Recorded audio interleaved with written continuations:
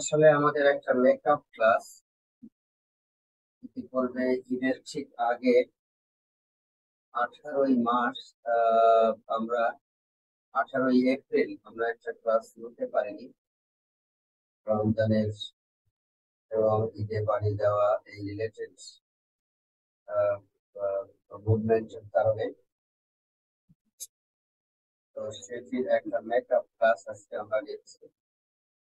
খুব বেশি টপিক আজকে আলোচনা করব না, আইসিএমপি, ট্রেস রাউট প্রোটোকল আর হলো ওদিকে গিয়ে আইপিভিসিএস, এই দুইটা বিষয় আজকে তোমাদের সাথে আলোচনা করব।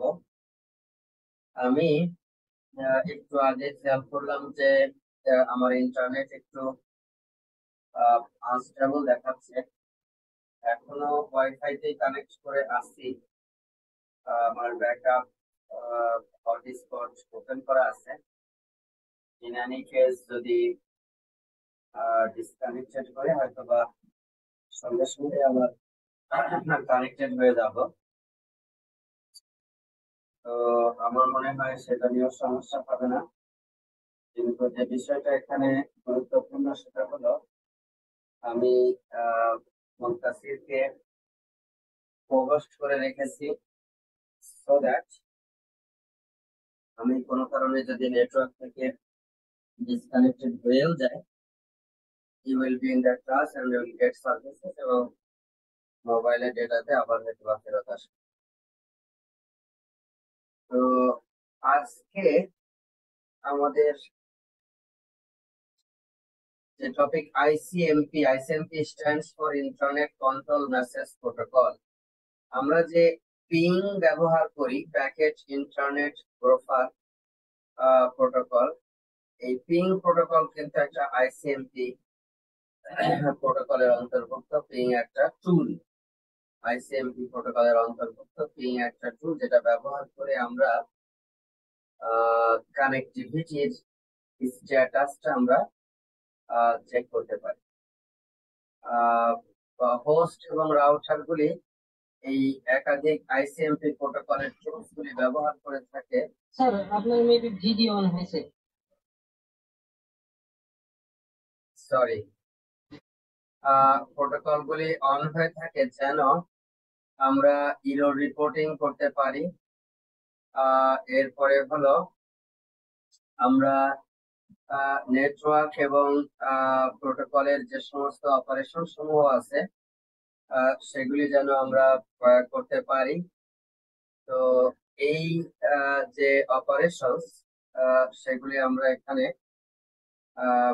করতে পারবো সো দ্যাট এখানে যে নেটওয়ার্কের যে ম্যানেজমেন্ট সেটা যেন আমরা এফিশিয়েন্টলি করতে পারি।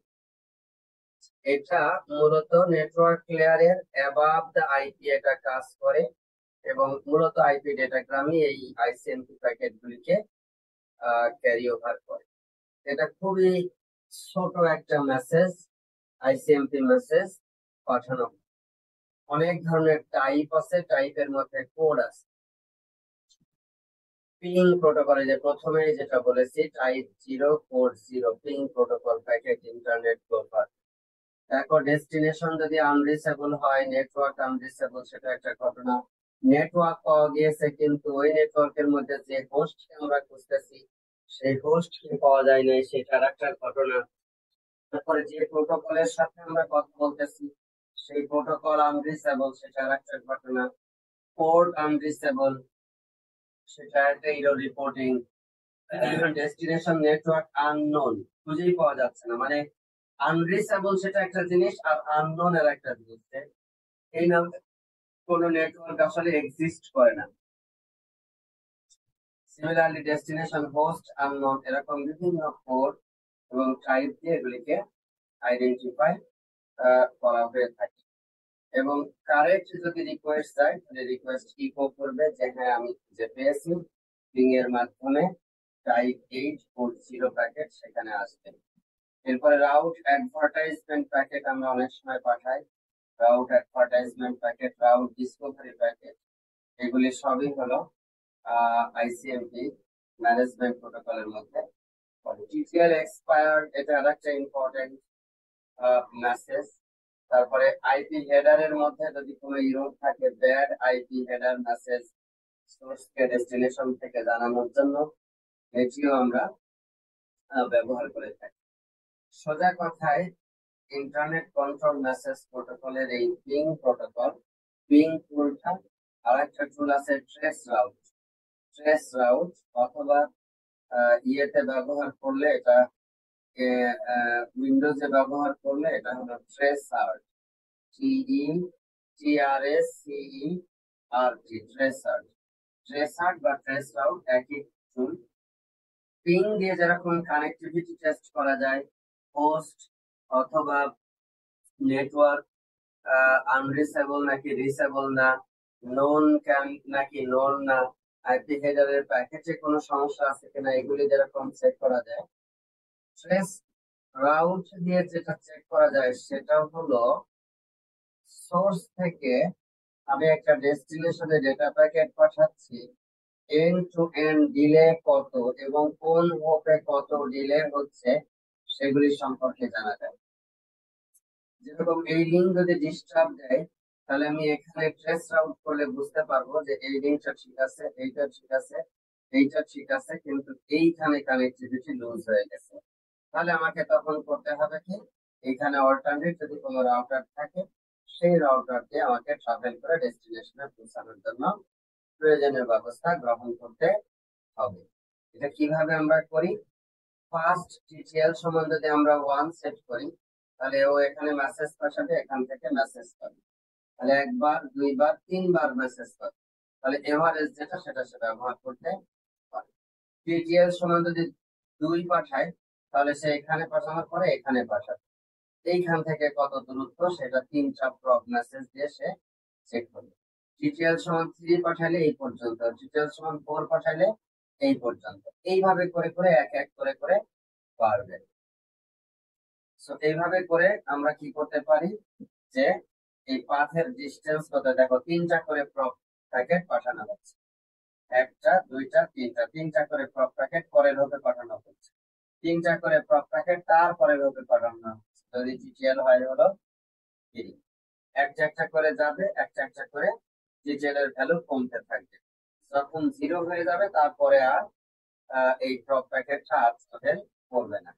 প্রথমে যদি 3 পাঠায়, প্রথম হোপে 3 থেকে 2 হবে, তারপরে হোপে 2 থেকে 1 হবে, তারপরে হোপে 0 হয়ে যাবে। তাহলে এখানে 3 পাঠালে 3 থেকে 2 হবে, এখানে 2 থেকে 1 হবে, এখানে 2 থেকে 0 হয়ে যাবে, এখানে এখানে আসার পরে ও আর এখানে আর ডেটা প্যাকেট পাঠাবে না, সামনে আর পাঠাবে না, প্রবের যে রেজাল্ট আছে সেই রেজাল্ট সে দিয়ে দিবে। এইটা থেকে বোঝা যাবে যে তার দূরত্ব কত। আমি সুন্দর একটা এক্সাম্পল দিয়ে তোমাকে দিচ্ছি, দেখো স্টপিং ক্রাইটেরিয়া। এটা হচ্ছে UDP segment eventually arrives at the destination host এবং destination returns the ICMP port unreachable message type 3 port 3, একটু আগে যেটা তুমি দেখে আসলাম। হ্যাঁ, পোর্ট আনরিচেবল টাইপ 3 পোর্ট 3, এই ধরনের মেসেজ সে তখন পাঠিয়ে দিবে। এই যে মেসেজ যে সে কমিউনিকেট করলো, এইগুলিকে আমরা বলছি ICMP message. So the tool using trace route will be exercised. এখন মেইন যেটা মোটিভেশন সেটা হলো এই টুলগুলি ব্যবহার করে আমি চেক করতে পারি সোর্স থেকে আমার ডেস্টিনেশনে দূরত্ব কত এবং কোথায় কত মিলি সেকেন্ড ডিলে আসলে এক্সপেরিয়েন্স হচ্ছে সেটি সম্পর্কে আমি ধারণা পেতে পারবো। তো এই বিষয়টা আসলে আমাদের জন্য খুব গুরুত্বপূর্ণ। তুমি এই পিং এবং ট্রেস রাউট বা ট্রেস আউটের যেটা ব্যবহার, সেটা তোমরা সকলে একটু নিশ্চিত করবে।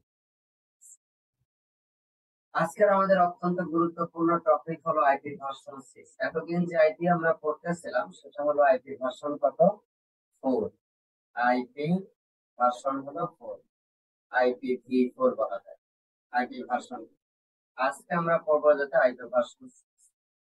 আইপি ভার্সন 6 এ আইপি ভার্সন 4 এর যে 32 বিট অ্যাড্রেস ছিল, এটা আসলে খুবই কম, মাত্র 2 টু দি পাওয়ার 32 সংখ্যক হোস্টকে কানেক্ট করা সম্ভব। তারপরেও বিভিন্ন সাব নেটওয়ার্কে ক্লাস ইত্যাদিতে ভাগ করার ফলে প্রত্যেকটা সাব নেটওয়ার্কের জন্য দুইটা করে অ্যাড্রেস নষ্ট হয়। এই কারণে প্র্যাকটিক্যালি আসলে এর চেয়ে অনেক কম সংখ্যক ইউজারকে হোস্টকে আসলে কানেক্ট করা সম্ভব।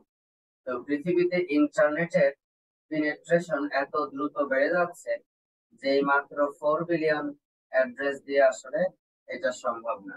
কারণ বর্তমানে ইন্টারনেটের সাথে কানেক্টেড প্রায় 15 বিলিয়ন ডিভাইস। তো মাত্র 4 বিলিয়ন অ্যাড্রেস হলো IPv4 দিয়ে দেওয়া যায়, তাহলে সেটা তো আর সম্ভব না। এই কারণে গত শতাব্দীর 90 দশকের মাঝামাঝির দিকে IPv6 এর প্রচলন শুরু হয় এবং এই কনসেপ্টটা আসে। সেটা হলো কি, 32 বিটের পরিবর্তে 128 বিট ব্যবহার করা হবে হলো 128 বিট ব্যবহার করা হবে হলো আইপি অ্যাড্রেসিং এর জন্য। এবং সেক্ষেত্রে এই এই এই আইপি অ্যাড্রেসিং করার ফলে থিওরিটিক্যালি বলা হচ্ছে ধরনের বুকে প্রতিটি ধূলিকণাকেও একটা করে আইপি অ্যাড্রেস দেওয়া যাবে। Almost unlimited number of IP address. এটা কখন এক্সহস্ট হবে আমরা এখনো জানি না। যদি মানুষ একটা করে আইপি অ্যাড্রেস ব্যবহার করতো তাহলে সারা পৃথিবীতে এখন 8 বিলিয়ন 800 হলো বিলিয়ন মানুষ। তাহলে সেইটা আসলে এটা এটা এটা আসলে বহু সময় লাগবে। কিন্তু এখন যেভাবে আইওটি ডিভাইস ডেপ্লয়মেন্ট হওয়া শুরু হয়েছে, রাস্তাঘাটের সকল গাড়ি ঘোড়া সব আইপি অ্যাড্রেসের অন্তর্ভুক্ত। বাসা বাড়িতে যত হোম অ্যাপ্লায়েন্স আছে সব নিজস্ব তাদের নেটওয়ার্কের সাথে কানেক্টেড। বিভিন্ন জায়গায় রাস্তাঘাটে যত রড লাইট, হেডলাইট, কি বলে রোড লাইট যেগুলি আছে সেগুলি আইপি অ্যাড্রেসের সাথে কানেক্টেড, ইন্টারনেটের সাথে কানেক্টেড। এরপরে যত ক্যামেরা আছে আইপি ক্যামেরা সব ইন্টারনেটের সাথে কানেক্টেড। এই পরিমাণ ডিভাইস ইন্টারনেটের সাথে কানেক্টেড হওয়ার কারণে আমাদের এখানে যে implementation that will be significantly important to identify the huge number of IP addresses that are required. এই কারণে 32-এর পরিবর্তে 64 নিয়ে একটা আলোচনা ছিল, কিন্তু পরবর্তীতে সবাই both ইন্ডাস্ট্রিয়াল কমিউনিটি এবং একাডেমিক কমিউনিটি, রিসার্চ কমিউনিটি একটা একমত হয়েছে যে না, এটা 128 বিট ইউজ করা হবে। এবং IPv4 এর হেডারের লেন্থ ছিল 20 বাইট, কিন্তু IPv6 এর হেডারের লেন্থ হলো 40 বাইট। এবং it allows different types of treatment for the different flows. এবং এটা ফিক্সড লেন্থ। IPv4 এ মনে আছে হেডারের লেন্থ ভ্যারিয়েবল ছিল, কতগুলি অপশনাল ফিল্ড ছিল, এখানে কোনো অপশনাল ফিল্ড নাই। ফিক্সড 40 বাইটের হেডার ব্যবহার করা হবে। এবং IPv6 এ কোনো ফ্র্যাগমেন্টেশন এন্ড রিঅ্যাসেম্বলি অফ প্যাকেটস এগুলি অ্যালাউ করা হয় না। একটু পরেই আমরা IPv6 এর যেটা হেডার ফরম্যাট আছে সেটা নিয়ে আমরা আলোচনা করব। প্রোটোকলের যে যে যে বর্ণনা আছে সেটা আমরা দেখব। তো তার আগে আমরা একটু দেখে দিই যে অ্যাড্রেসিংটা আসলে IPv6 এ কিভাবে করা যায়। 128 বিট মানে 2 to the power 120 অ্যাড্রেসেস আসলে থিওরিটিক্যালি দেওয়া সম্ভব। এবং এটা approximately 3.4 into 10 to the power 38 computers আসলে কানেক্ট করা সম্ভব।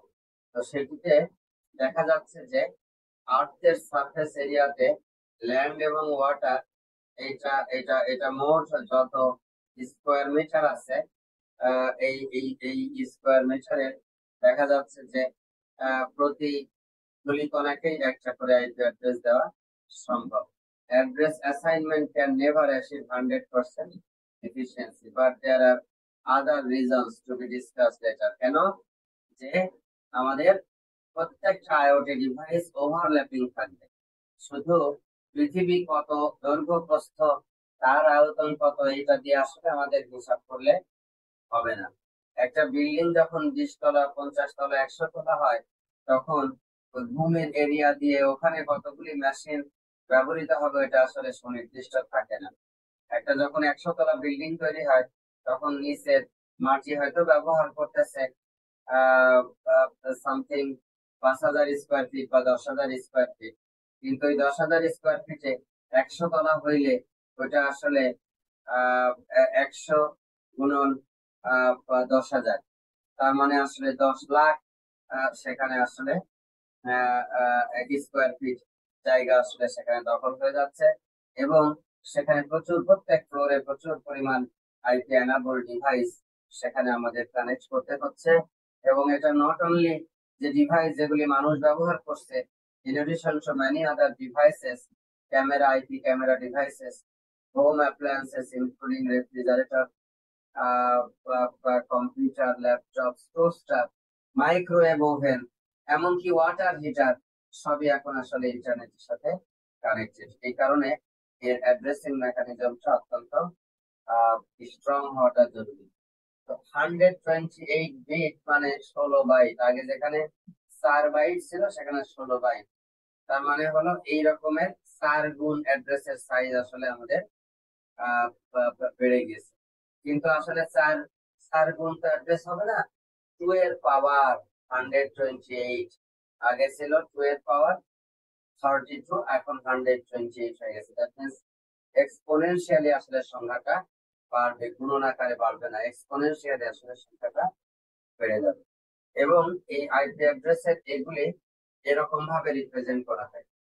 এই 32, 1, 2, 3, 4, এখানে হেক্সাডেসিমাল রিপ্রেজেন্টেশনে এখানে 16 বিট, এখানে আবার 16 বিট, আবার 16 bit, 16 bit, 16 bit, 16 bit, 16 bit, 16 bit. তাহলে 128 কে যদি আমি 16 দিয়ে ভাগ করি, তাহলে আমি কত পাবো? 8 পাবো, তাই না? 8 পাবো, গুড, 8 পাবো। দেখো তো এখানে 8টা চান্স আছে কিনা। 1, 2, 3, 4, 5, 6, 7, 8, এক্সেলেন্ট। এবং প্রত্যেকটার মাঝখানে এরকম কোলন চিহ্ন দিই।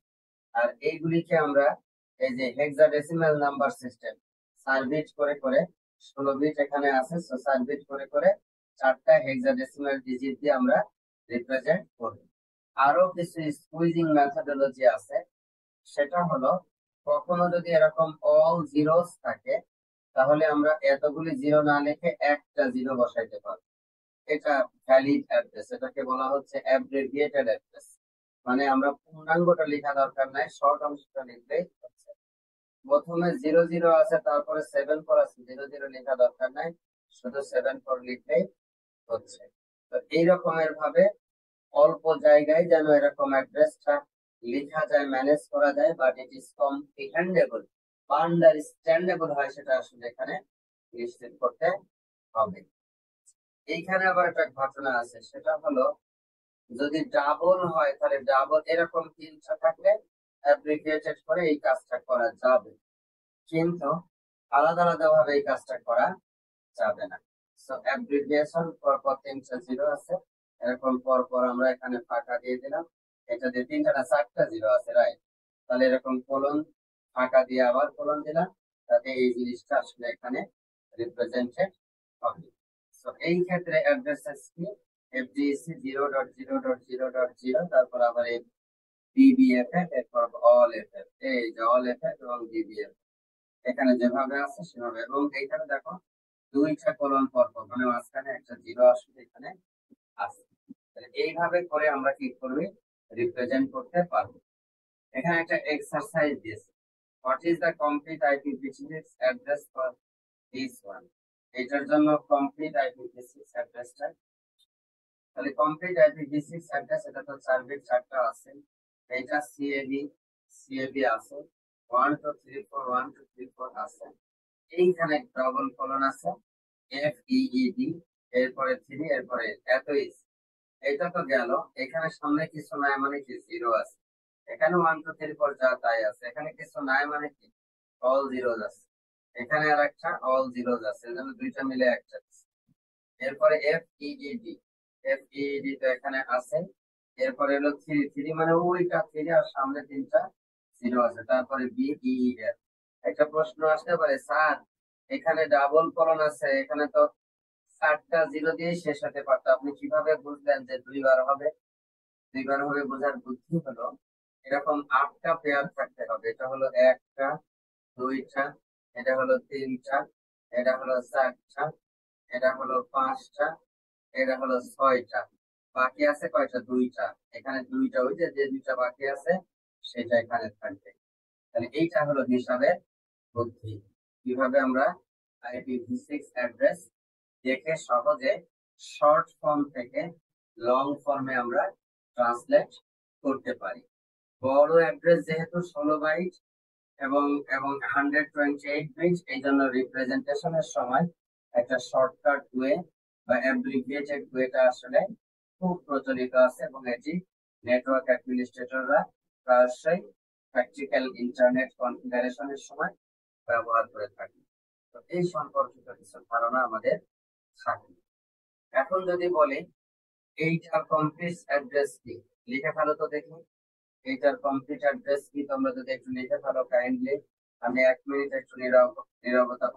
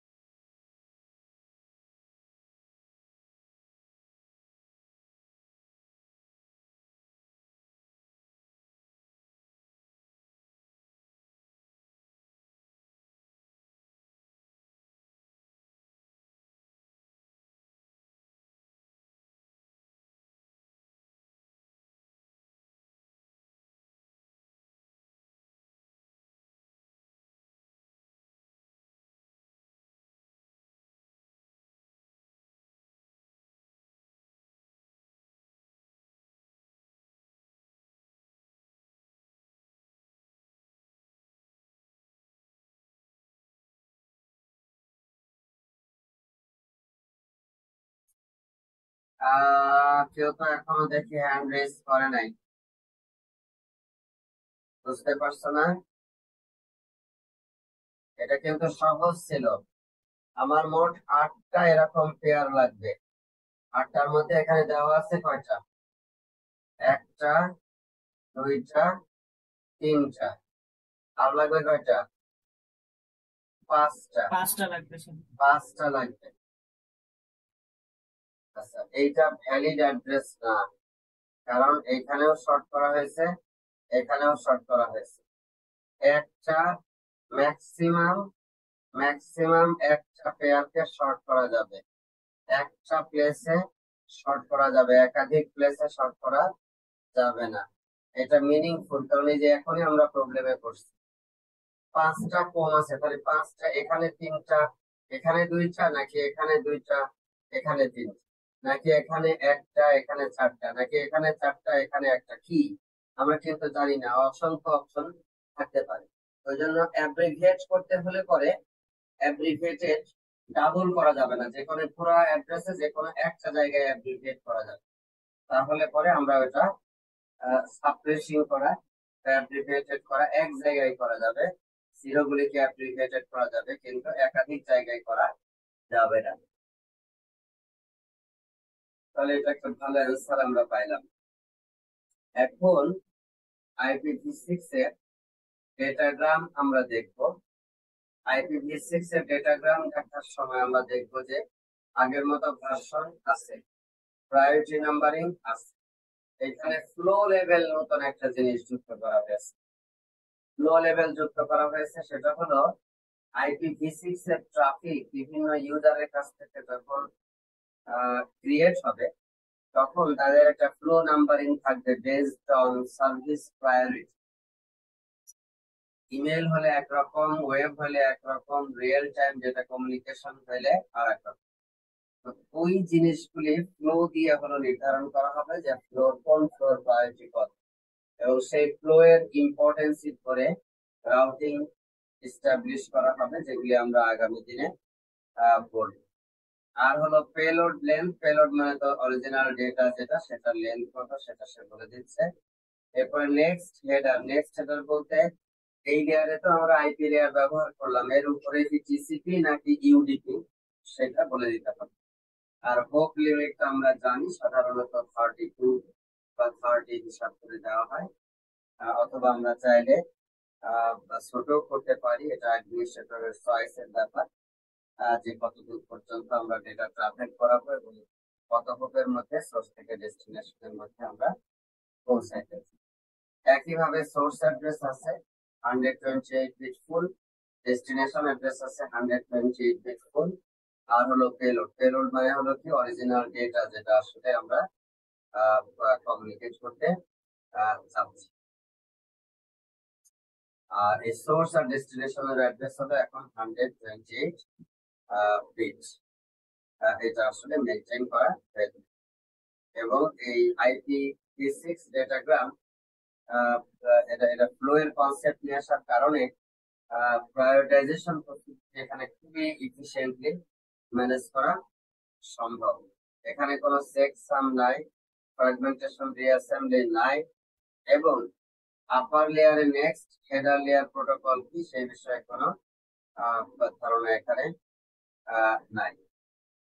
তো এখন আমাদের সামনে প্রশ্ন হলো, আমরা যদি এইভাবে ধীরে ধীরে IPv6 এর রাউটার গুলিকে IPv4 এর রাউটার গুলিকে IPv6 এ কনভার্ট করি, আবার একইভাবে IPv6 নেটওয়ার্ক থেকে যদি আমরা IPv4 নেটওয়ার্ক কমিউনিকেট করতে চাই, তাহলে আমরা কিভাবে করব?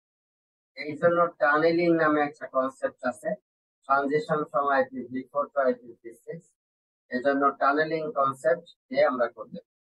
প্রথমে ওরা বলতেছে এমন কি করা সম্ভব, একটা ফ্ল্যাগ ডে ঘোষণা করব যে আগামী দিন কেউ তোমরা ইন্টারনেট ব্যবহার করবে না, আগামী কালকে পুরা ইন্টারনেটের যত আইপি প্রোটোকল দিয়ে রাউটার চলতেছে সবগুলি রাউটার এখন IPv4 না হয়ে IPv6 রান করবে।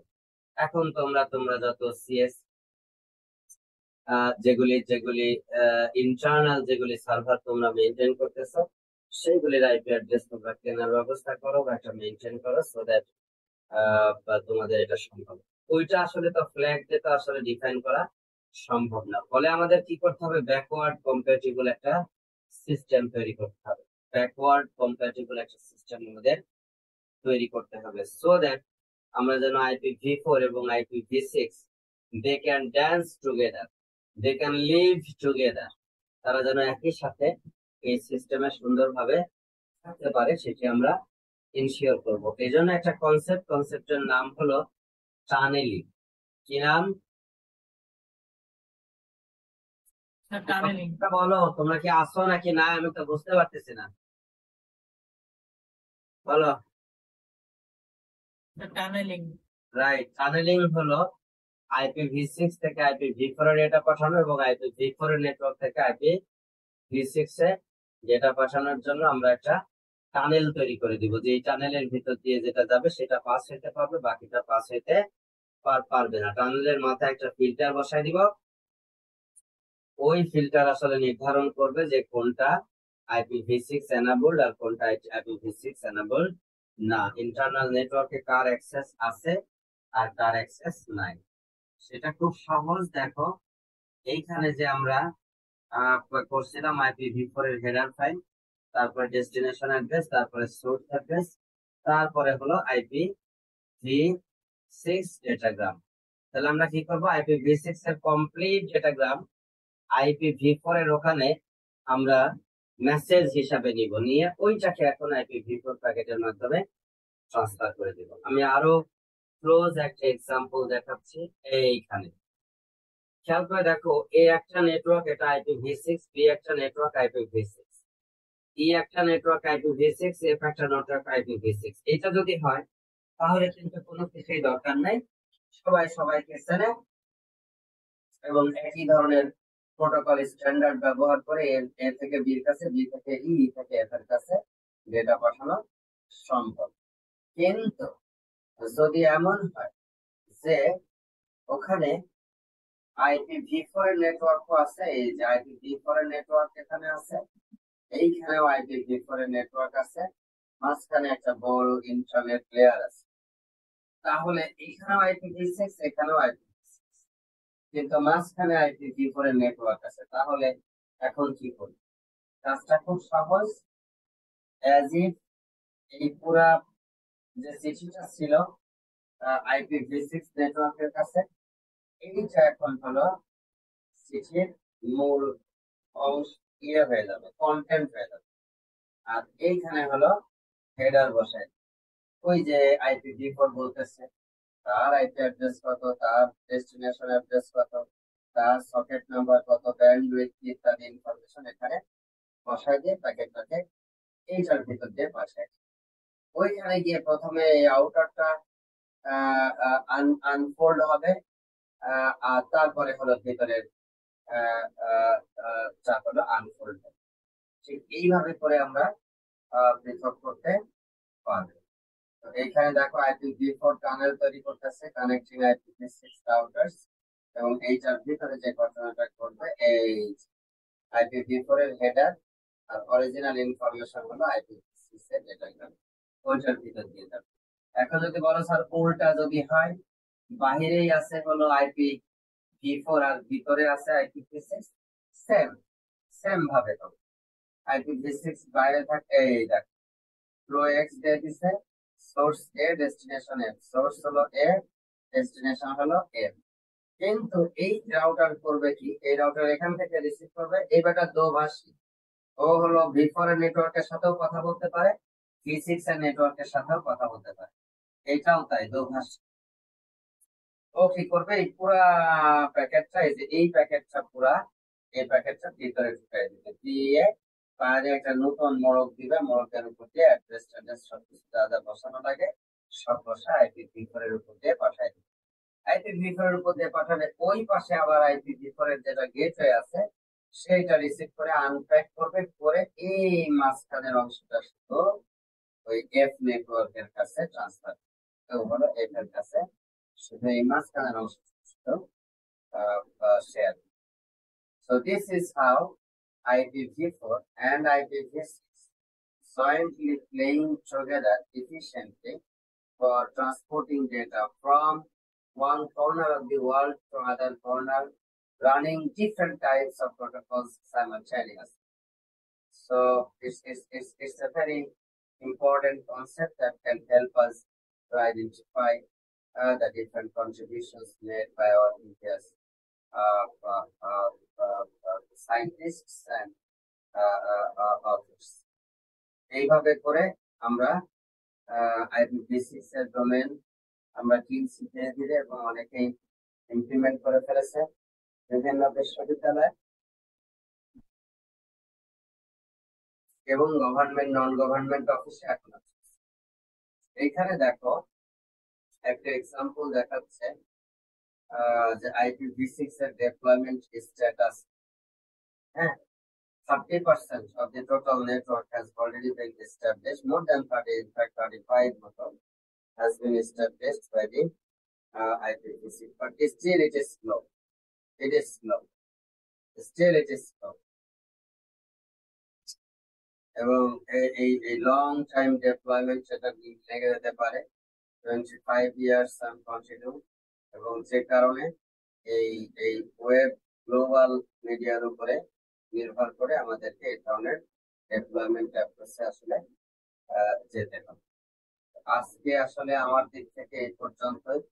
আমরা এই পার্টিকুলার বিষয়গুলিতে আমরা যেটা করব, আমরা আমরা আমরা যেটা করবো সেটাই হলো যে আমাদের যে রাউটিং অ্যালগরিদম গুলি আছে সেগুলি আমরা বিস্তারিত আলোচনা করব।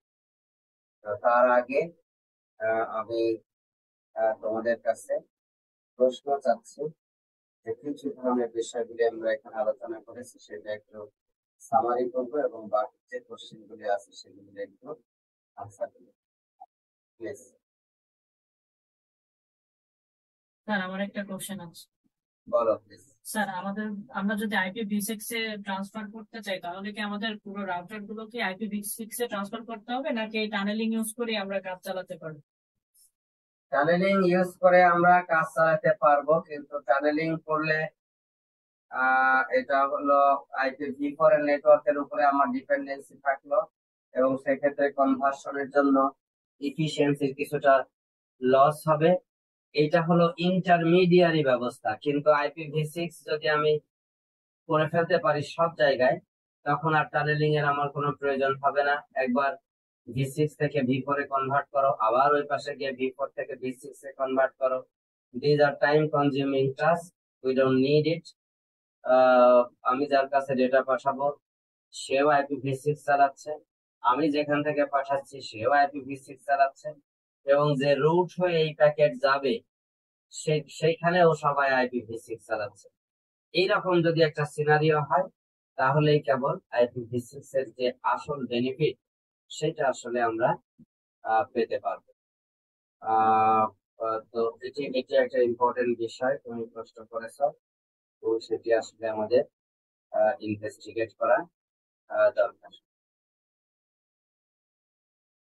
আর কেউ